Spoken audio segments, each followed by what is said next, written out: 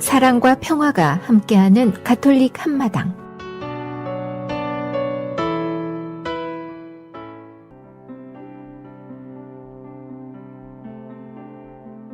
오늘의 복음 말씀, 마테오가 전한 거룩한 복음입니다.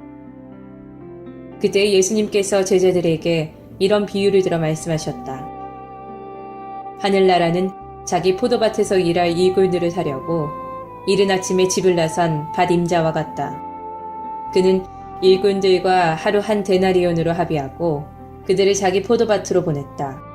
그가 또 9시쯤에 나가보니 다른 이들이 하는 일 없이 장터에 서 있었다. 그래서 그들에게 당신들도 포도밭으로 가시오. 정당한 삭을 주겠소. 하고 말하자 그들이 갔다. 그는 다시 12시와 오후 3시쯤에도 나가서 그와 같이 하였다. 그리고 오후 5시쯤에도 나가보니 또 다른 이들이 서 있었다. 그래서 그들에게 당신들은 왜 온종일 하는 일 없이 여기에 서 있소? 하고 물으니 그들이 아무도 우리를 사지 않았기 때문입니다. 하고 대답하였다. 그러자 그는 당신들도 포도밭으로 가시오. 하고 말하였다. 저녁 때가 되자 포도밭 주인은 자기 관리인에게 말하였다. 일꾼들을 불러 맨 나중에 온 이들부터 시작하여 맨 먼저 온 이들에게까지 품삯을 내주시오. 그리하여 오후 5시쯤부터 일한 이들이 와서 한 데나리온씩 받았다. 그래서 맨 먼저 온 이들은 차례가 되자 자기들은 더 받으려니 생각하고 있었는데 그들도 한 데나리온씩만 받았다. 그것을 받아들고 그들은 밭임자에게 투덜거리면서 맨 나중에 온 저자들은 1시간만 일했는데도 뙤약볕에서 온종일 고생한 우리와 똑같이 대우하시는군요. 하고 말하였다. 그러자 그는 그들 가운데 한 사람에게 말하였다. 친구여, 내가 당신에게 불의를 저지른 것이 아니오. 당신은 나와 한 데나리온으로 합의하지 않았소? 당신 품삯이나 받아서 돌아가시오. 나는 맨 나중에 온 사람에게도 당신에게처럼 품삯을 주고 싶소. 내 것을 가지고 내가 하고 싶은 대로 할 수 없단 말이오? 아니면 내가 후하게 한다 해서 시기하는 것이오? 이처럼 꼴찌가 첫째 되고 첫째가 꼴찌 될 것이다. 주님의 말씀입니다.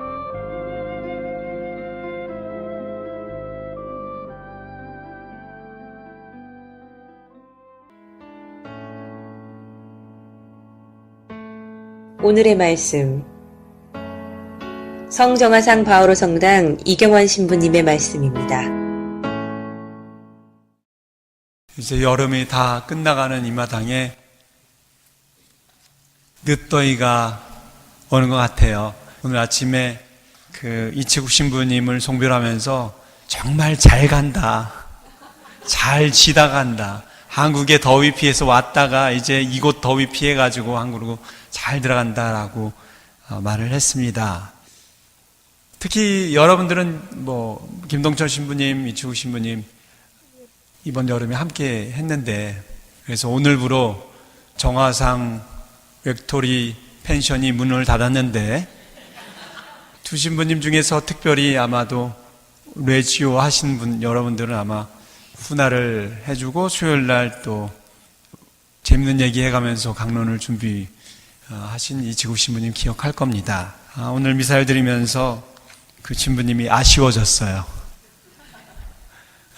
계시는 동안 제가 수요일날 다른 일들을 하고 좀 쉴 수 있고 했었는데 이제 안 계신 오늘부터는 제가 미사도 하고 또 강국도 드리러 다녀야 되고 할 것 같습니다. 이게 그런 것 같아요. 있을 때는 아쉬운 거 모르는데 떠나고 나면 아쉽고 그 빈자리가 커 보이는 것이 아닐까 싶습니다. 신비로운 장미 또 마찬가지일 것 같아요. 오늘 바로 낮에 여러분들 지금은 이제 전 단장님이신 헬렌 자매님이 떠났죠.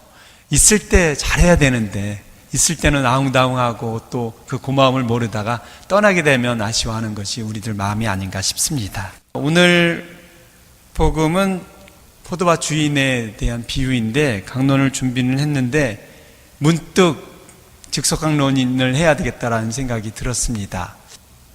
지난 주일날 저희 영세식이 있었는데 영세식 때 새로운 영세자들에게 양형 영성체를 해 드렸는데 교육이 사실 그런 것까지 하진 않아도 다 알아서 하실 거라 생각했는데 어느 분이 성혈을 원샷했어요.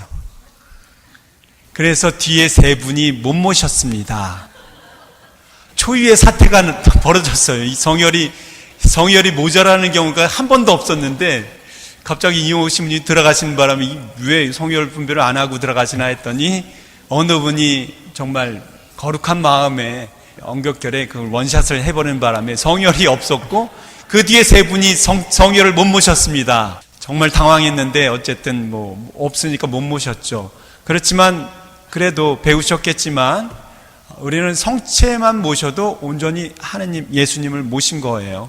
내가 성혈을 못 모셨다 그래서 성혈을 모신 사람보다 내가 덜 모셨고 덜 거룩하게 모셨고 뭐 은총을 덜 받고 하는 건 아닙니다. 하지만 인지상정인지라 조금 덜 채워진 듯한 그런 인상도 받을 수 있겠고 성혈을 모시지 못한 그런 아쉬움도 있었을 거라 생각이 됩니다. 그래서 즉석에서 못 모신 분들에게 평일미사 월요일이나 뭐 수요일에 나오시라고 했는데 오늘 그 신영세자 한 분이 나오셨어요. 근데 그 뒤에 계시면 제가 성혈드리기 어려우시니까 앞자리에 좀 나오시면 좋겠습니다. 죄송하지만 앞자리로 좀 나오시고요. 형제님 세례명은 제가 기억 못하는데 요한 형제님 앞자리로 나오시면 좋겠어요. 형제님이 보시기에 성혈을 못 모셨으니까 불공평하게 생각했을 거라는 생각이 듭니다. 세상은 이렇게 불공평합니다. 공평하게 하려고 해도 이게 뜻대로 안 돼요. 그게 세상입니다. 여러분들도 살아가시면서 불공평한 부분을 늘 경험하면서 사시죠. 그렇죠? 그리고 뭐 여러분들 창세기 성서 안에서 그 성도들의 삶을 보면 특별히 하느님께서 그 성도들만 사랑하고 왜 불공평하게 저러는지 모르겠다라는 생각이 드는데 실제로 우리들에 대한 하느님의 사랑도 어떻게 보면 내 기준으로 봤을 때 보면 불공평할 수 있어요. 그 정의라는 것이 언제든 인간적인 기준이거든요. 여러분들 오늘 소식 들었겠지만 이라크 반군 사람들이 미 기자 한 명을 처참히 살해했죠. 모르시나요? 예, 지금 아주 오바마 대통령서부터 미국이 아주 들끓고 난리인데 지금 정세가 어떻게 돌아갈지 더 걱정이 됩니다만 어쨌든 이라크 반군 입장에서 보면 그것이 자기들 정의예요. 또 물론 반대로 미국의 정의로 이야기하자면 또 이제 이렇게 되겠죠. 인간의 정의는 이렇게 완전하지 않습니다. 오늘 복음에 나온 내용은 인간의 정의가 아니라 하나님의 눈으로 본, 하나님의 마음으로 본 정의입니다. 뒤늦게 와서 삭슬 못 받아서 가족들에게 먹을 것을 주지 못할 불쌍한 그 사꾼을 바라보는 하나님의 마음에 따른 정의입니다. 다른 사람이 그것을 이해할 수가 없죠. 그리고 똑같은 인간적인 정의로 잣대로 보자면 불공정한 초사일 수 있습니다. 하나님의 정의는 바로 한 사람 한 사람에게 그 당신이 가난하고 소외되고 어려운 그런 사람들을 향한 그런 마음 안에서 이루어지는 것이 정의이죠. 제가 오늘 요한 형제님에게 양형을 모셔주고 여러분들에게 양형을 모셔주지 않는다고 했을 때 여러분들이 봤을 때는 unfair하다고 할 수 있어요. 그렇죠? 만약에 이 사정을 모르는 사람이라면 왜 저 사람한테만 양형으로 모시고 나는 왜 안 모시게 해주지? unfair하다고 생각할 수 있습니다.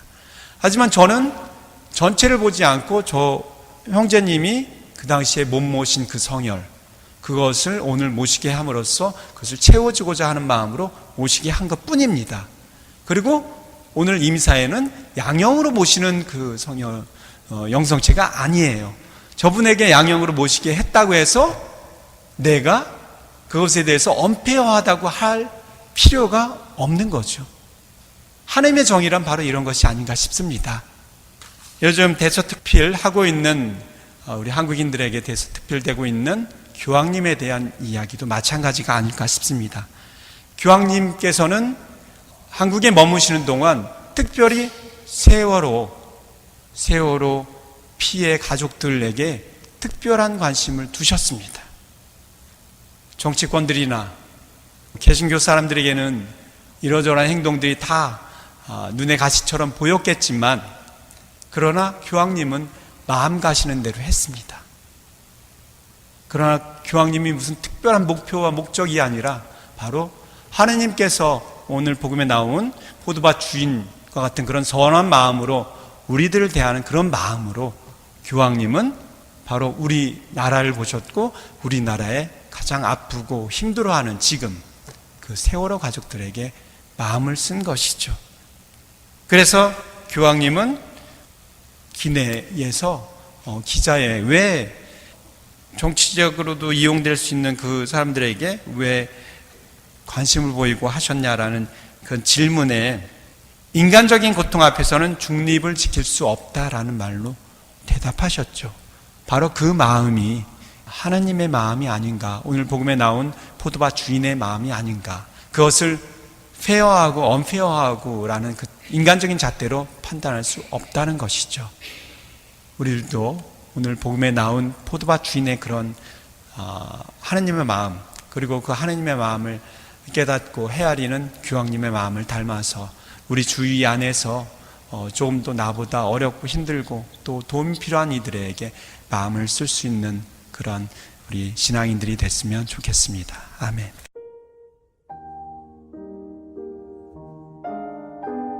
지혜를 찾는 이에게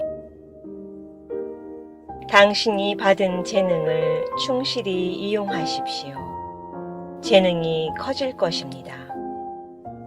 당신이 아는 것을 실천하십시오. 그러면 더욱 높은 지식을 얻을 것입니다.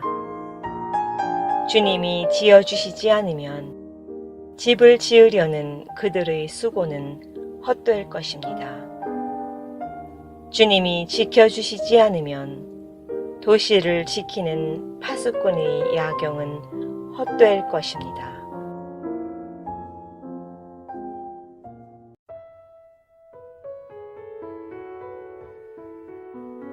시카고 지역 카톨릭 한인 공동체 소식과 공지사항을 전해드리는 카톨릭 한마당 게시판 시간입니다.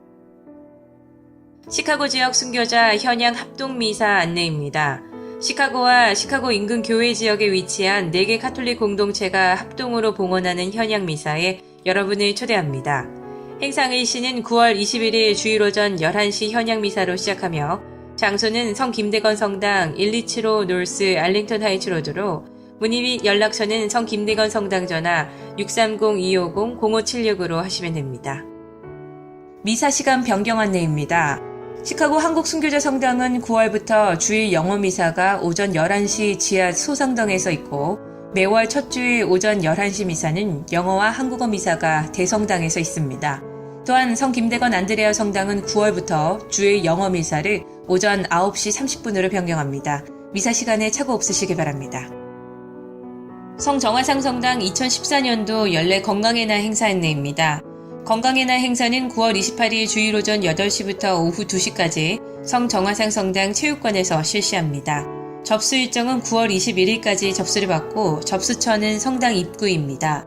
독감 예방접종은 15불로 65세 이상 메디케어나 메디케이드 카드 소지하신 분은 무료 접종입니다. 의사상담은 내과, 소아과, 치과, 한의과, 그리고 척추신경과이고 건강검진도 받으실 수 있습니다. 또 가지고 계신 약이나 현재 복용하고 계신 약에 대해서 궁금한 점이 있으시면 약사 상담도 해드립니다. 자세한 문의는 박대레사 847-636-2658 또는 이세실리아 847-312-9273으로 하시면 됩니다. 불우이웃 돕기 푸드 드라이브 안내입니다. 시카고 카톨릭 봉사단체 푸드 팬트리에 보낸 식품을 성 정화상 성당 사회복지부에서 유스그룹과 함께 연중 접수를 받고 있습니다. 접수처는 성당 복도에 비치한 푸드 드라이브 접수함이고 품목은 유통기간이 6개월 이상 남은 상하지 않은 식품류입니다. 경제적으로 어려운 이웃들에게 많은 관심과 사랑 부탁드립니다. 시카고 지역 성당 안내입니다. 시카고에 위치한 한국 순교자 성당 연락처는 773-205-5685, 알탈스카에 위치한 성 김대건 안드레아 성당 연락처는 630-250-0576, 네이퍼빌에 위치한 한국 순교자의 모후 성당 연락처는 630-794-0203, 데스플레인에 위치한 성정화상 바오로 성당 연락처는 847-699-6334입니다. 교황 한국 방문 메시지입니다. 지난 8월 14일에서 18일까지 한국을 3억 방문한 프란치스코 교황은 모든 이의 아픔을 끌어안은 위로의 아버지였습니다. 그가 세월호 사건으로 딸을 잃을 아버지를 안아줬을 때 우리도 그 품에 안겨 위로를 받았습니다. 위안부 피해 할머니 손을 맞잡아줄 땐 우리 손도 덩달아 따뜻해졌습니다. 그가 특별히 사랑하는 아이들과 청년을 향해 보여준 천진난만한 미소는 힘겨운 삶에 지쳐있던 이들에게 더할 나위 없는 청량제였습니다. 카톨릭 교회 행사인 아시아 청년대회와 124위 순교자 10억을 위해 방한한 교황이었지만 그는 어느새 종교와 상관없이 국민 모두가 위로받고 싶어하는 영적 아버지가 되었습니다. 교황이 행동으로 보여준 감동은 그가 남기고 간 메시지에 고스란히 담겨 있습니다. 그가 사람들을 만나고 미사를 집전하면서 강조했던 메시지를 되새기다 보면 자연스럽게 그의 포옹이, 그의 손길이, 그리고 그의 미소가 떠오르는 이유입니다. 교황은 언제 어디서 누구를 만나든 경제적 풍요로움이 주는 유혹을 경계하면서 사회적 약자와 함께해야 한다는 메시지를 잊지 않았습니다. 대통령과 공직자들에겐 공동성과 진보, 발전을 경제적 개념이 아니라 사람 중심으로 이해해야 한다고 조언했고 주교단에겐 다른 이들이 하는 말을 듣는 것만이 아니라 말하지 않아도 전달되는 희망과 소망, 고난과 걱정도 들을 수 있어야 한다고 얘기했습니다.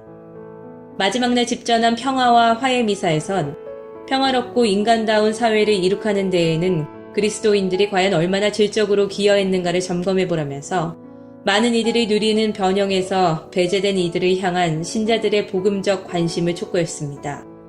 교황은 또 희망을 강조했습니다.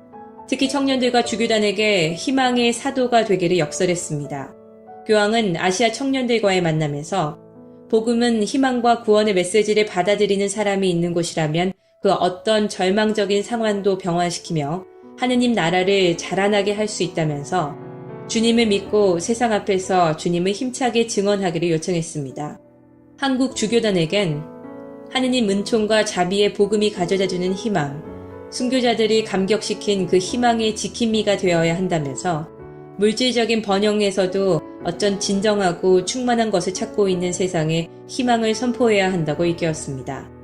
교황은 순교자들의 희생으로 성장한 한국교회를 향해 선조들에게 물려받은 신앙과 애덕의 유산을 보화로 잘 간직해 지켜나가기를 바란다고 말했습니다. 그는 오직 그리스도를 위해 자신의 모든 것을 포기했던 순교자들의 삶을 일깨우면서 순교자들의 모범을 따르면서 주님 말씀을 그대로 받아들여 믿으면 순교자들이 죽음에 이르도록 간직했던 숭고한 자유와 기쁨이 무엇인지를 깨닫게 될 것이라고 했습니다. 지금까지 카톨릭 게시판 시간이었습니다.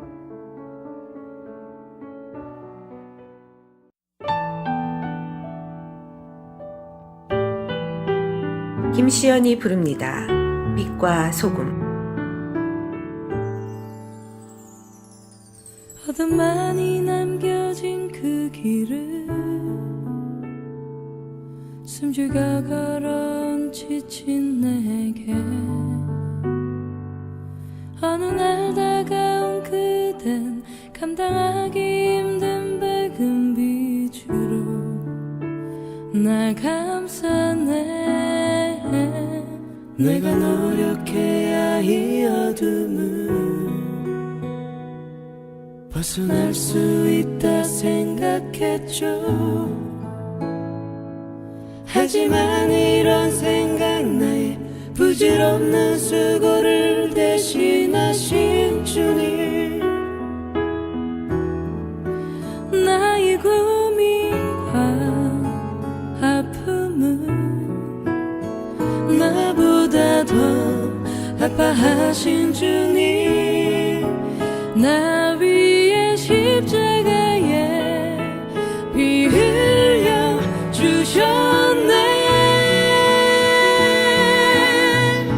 주님의 사랑이 세상을 밝혀주었네. 그 어떤 사랑도 견줄 수가 없는 그 놀라우신 사랑, 한 줄기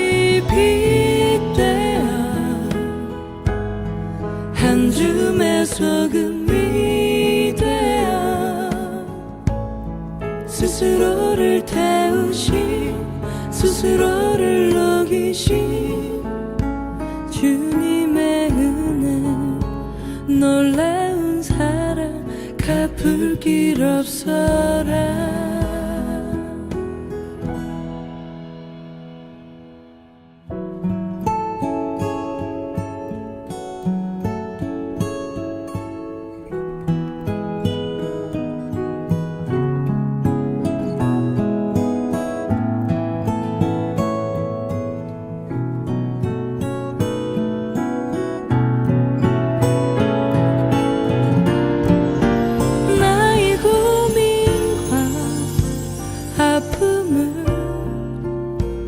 나보다 더 아파하신 주님 나 위에 십자가에 피 흘려 주셨네.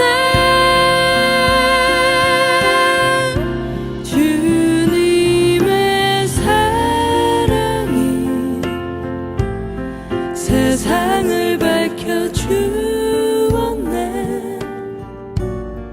그 어떤 사랑도 견줄 수가 없는 그 놀라우신 사랑 한 줄기 빛 되어 한 줌의 소금이 되어 스스로를 태우신 스스로를 녹이신 주님의 은혜 놀라운 사랑 갚을 길 없어라.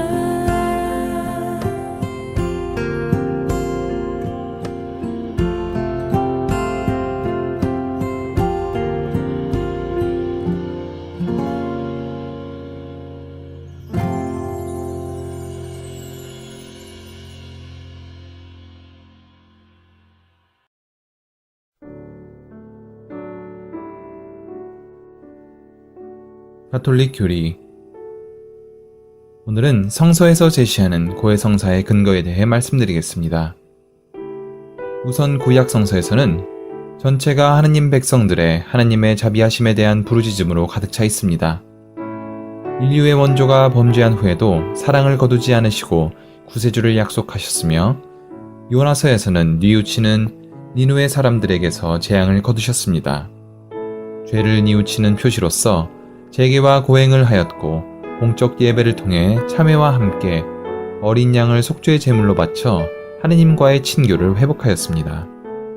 신약 성서에서는 세례자 요한은 회개하라고 가르쳤고 예수님께서 죄를 사해 주실 분임을 증언하였습니다. 과연 예수님께서는 죄인들을 용서해 주셨고 죄인들의 회개는 하느님 앞에 기쁨이 된다 하셨으며 스스로 참된 하느님을 드러내시고 사죄권이 있음을 알려주셨습니다. 그리고 그 죄사함의 조건은 참다운 통회와 함께 다시는 범죄하지 않겠다는 결심이라고 하셨습니다. 고해성사는 예수 부활의 저녁 시간에서 그 기원을 갖게 됩니다. 요한복음사가는 부활하신 예수님이 공포에 떨고 있는 사도들 가운데 나타나 평화 인사를 나눈 다음 이 중대한 사명을 주셨다고 기록하고 있습니다. 내 아버지께서 나를 보내주신 것처럼 나도 너희를 보낸다. 성령을 받아라.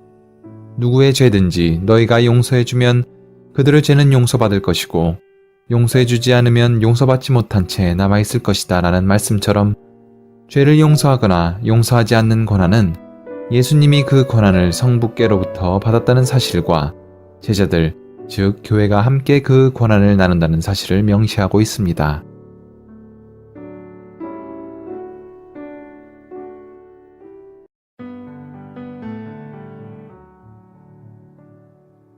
성인들의 생애. 성 요한 크리소스토무스.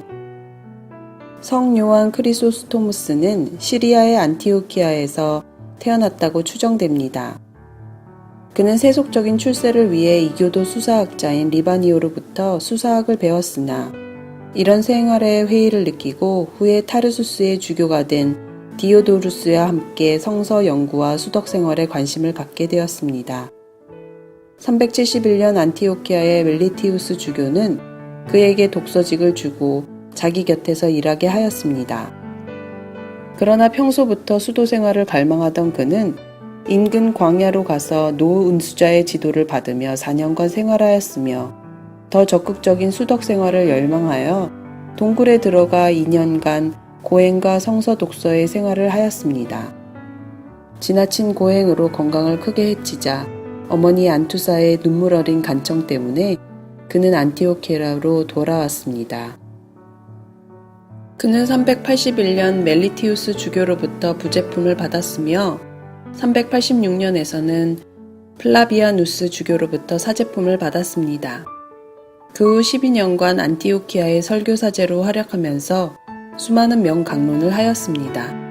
그의 강론이 너무 유명해서 크리소스토무스, 즉 황금입이라는 별명을 얻었으며 390년부터는 신약 성서에 관한 연속 강론을 실시하여 큰 반향을 불러일으켰습니다.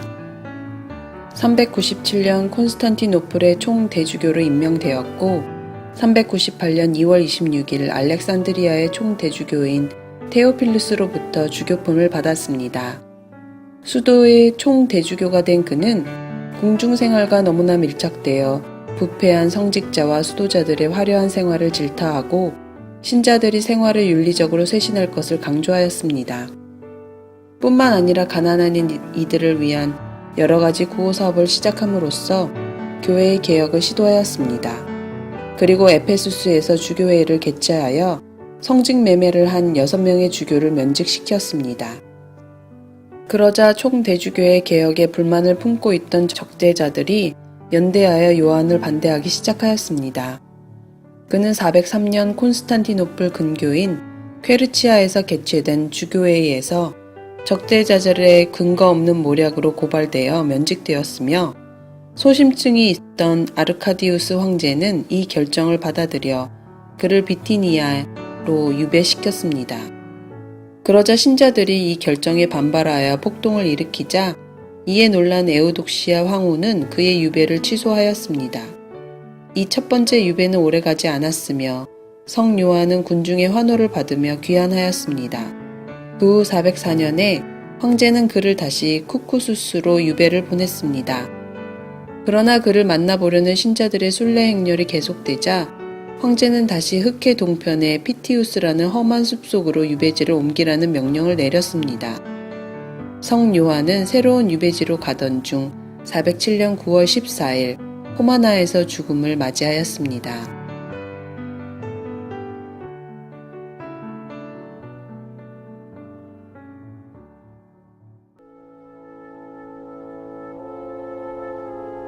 (365일) 당신을 축복합니다.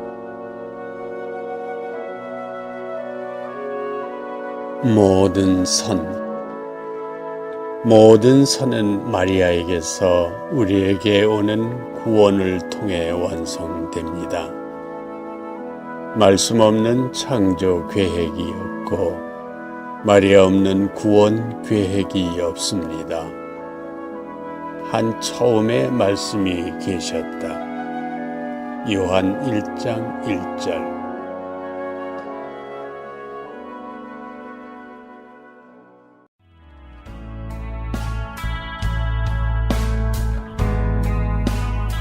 지금까지 시카고 성정화상 바오로 성당 제공 가톨릭 한마당이었습니다.